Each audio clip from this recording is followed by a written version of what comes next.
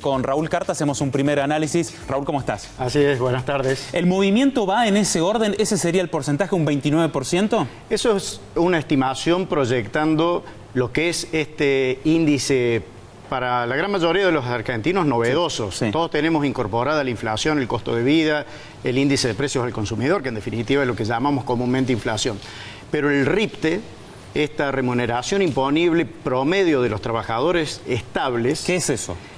Ese es un nuevo indicador para la mayoría de la gente que está siendo incorporado a partir del nuevo gobierno de Mauricio Macri en, por ejemplo, la fórmula del cálculo jubilatorio que acabamos de ver en la nota pasada. Claro, esta modificación, este cambio que hacen con los jubilados, recién Silvia daba algunos detalles, involucra en su cálculo, en un porcentaje, este RIPTE, que es como una especie de bolsa a donde van los porcentajes de cómo se mueve el salario. De todos los salarios de los trabajadores estables. Esto es, básicamente, el grupo de trabajadores del sector privado, el grupo de trabajadores del sector público, todos los que estamos registrados en blanco, una masa salarial y los aumentos que se van produciendo dentro de un año. O sea, en esa calculadora entra el aumento que sacó tal gremio, tal otro, todo eso se saca un promedio y en base a eso se ajusta jubilaciones en un porcentaje y también ganancias. Así es, los gremios más favorecidos y los menos favorecidos están todos incorporados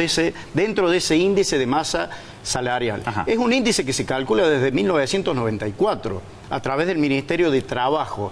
Se usa habitualmente en conflictos laborales, pagos de indemnizaciones, las aseguradoras de riesgos de trabajo, pero ahora se incorpora para la actualización de ganancias, que es un reclamo largamente sostenido, que recordemos que hasta el último gobierno se hacía de una manera más bien arbitraria, 1 o 2 veces por año, se sacaba un decreto que subía los mínimos no imponibles, pero no actualizaba las escalas. Que nunca alcanzaba y bueno, lo que ya sabemos. Ahí vemos 2 puntos en la placa con la que nos estamos ayudando. El de abajo es un poco lo que has resumido recién, ¿no? El RIPTE. Así es, el RIPTE. Y lo novedoso es que desde 2018 las escalas se actualizan automáticamente cada mes.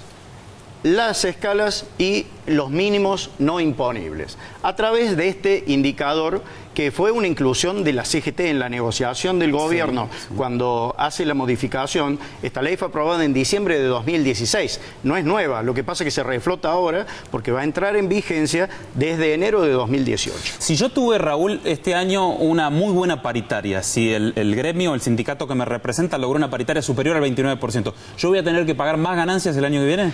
Ese sería uno de los casos en los que habría que pagar más ganancias. ¿no? Y a la inversa, sí, bajé esa que me parece que están el gran grueso de los trabajadores, ¿no? La mayoría se estima que los incrementos salariales andan entre el 22, 24%, en algunos casos al 27%, pero no llegarían a este 29%, que reitero, es una proyección que hay que ver si se cumple. Pero también lo tenemos expresado en una segunda placa. A ver. ¿Qué pasa con este indicador del RIPTE en relación a la inflación, ¿no? En general, ha superado levemente la inflación que mide el INDEC, que ha sido el índice de actualización genérico que hemos tomado siempre, históricamente en la Argentina. O sea, desde ese punto de vista es favorable.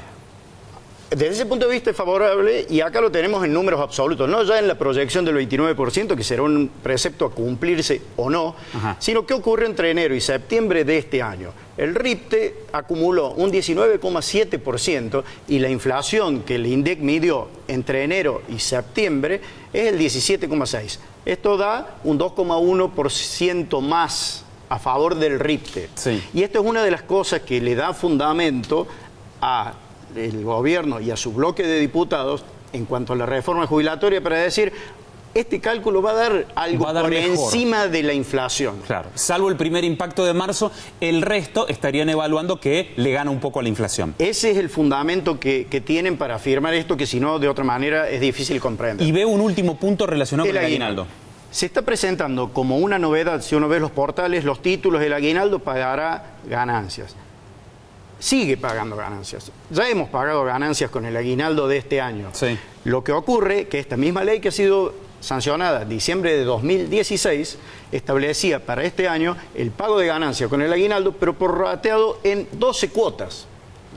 un plan de pagos Ya aplicado en el transcurso del 2017. ya aplicado en el transcurso de 2017. Bien. En algunos casos hay empresas que pueden no haberlo hecho a término el primer semestre y acumularán todo aquí. Será como menos cuotas. Pero si no, se viene pagando un 8,3% mensual a cuenta de lo que hay que pagar de O ganancias. sea, al trabajador que venía pagando ganancias, lo que podemos decirle para este año es, usted con el aguinaldo ahora sí va a tributar ganancias, pero el impacto va a ser diferente. Va a ser diferente porque está prorrateado en 12 cuotas, porque gran parte ya lo ha pagado, según como lo haya hecho cada empresa. Claro. Pero en la mayoría de los casos, desde enero han venido pagando eso.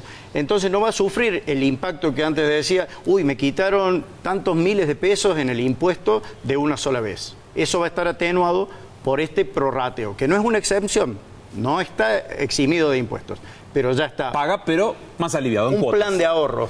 Raúl, muchas gracias. Bueno, vale. Continuamos.